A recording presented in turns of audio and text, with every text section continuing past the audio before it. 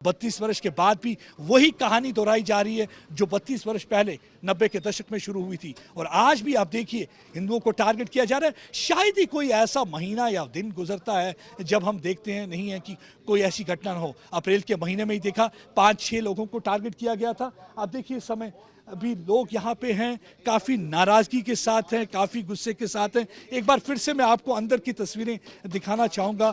देखिए पिताजी की हालत आप देख सकते हैं। ये वो वक्त होता है जब हर बाप चाहता है कि उनका लाल उनके साथ रहे, उनकी खुशियाँ बांटें, उनके साथ मिलकर बैठें।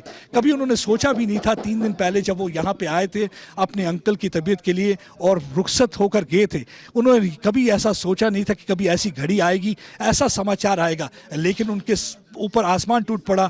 कल जब 4:30 बजे उन्हें फ़ोन कॉल आता है और फ़ोन में बताया जाता है कि राहुल भट्ट को ऐसे टारगेट कर दिया गया है। देखिए बिल्कुल खामोश हो चुके हैं।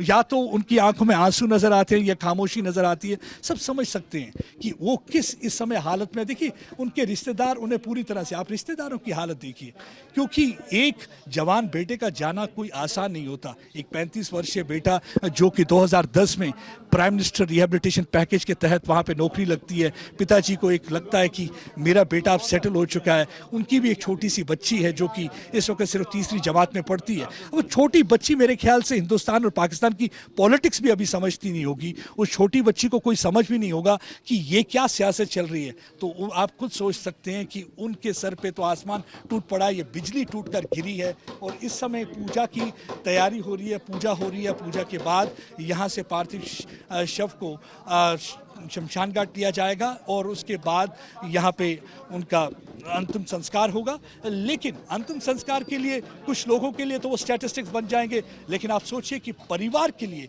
कैसा रहेगा, कितनी दुखद घड़ी रहेगी, कितना मुश्किल समा रहेगा। कुछ कहना चाहेंगे आप ऐसे मौके पे? मुझे मालूम है, देखिए आंखें सब बयान करती हैं। पूछना मुझे भी लाजमी नहीं लगता ज़्यादा इस समय लोगों से।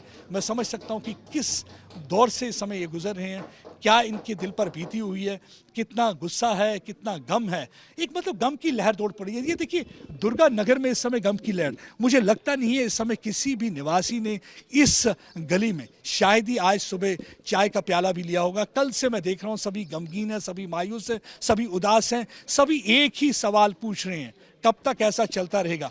एक शख्स से मैंने पूछा तो उन्होंने कहा एनफ इज एनफ, बहुत हो गया, कब तक सहेंगे हम।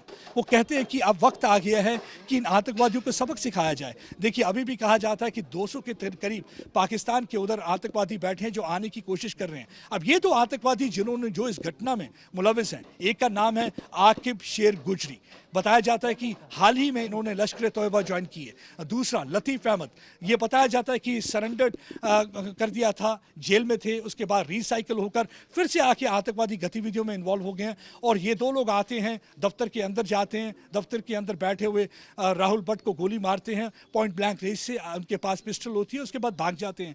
लेकिन सवाल ये पैदा होता है कि निशानदेही किसने करी, आइडेंटिफाई किसने किया। आप देख सकते हैं, आपको याद होगा कि पिछले साल भी प्रिंसिपल सुपिंदर कौर और दीपक चंद जो कि वहाँ के टीचर थे, स्कूल में जाता है, उन्हें सेग्रीगेट किया जाता है, आइडेंटिफाई किया जाता है, मार दिया जाता है। सिर्फ एक ही वजह, क्योंकि वो एक अलग मजहब से थे। और मजहब क्या था? हिंदू थे, इस वजह से टारगेट किया गया। और आज भी जब टारगेट किया गया क्योंकि हिंदू थे, कोई और वजूहत नहीं है।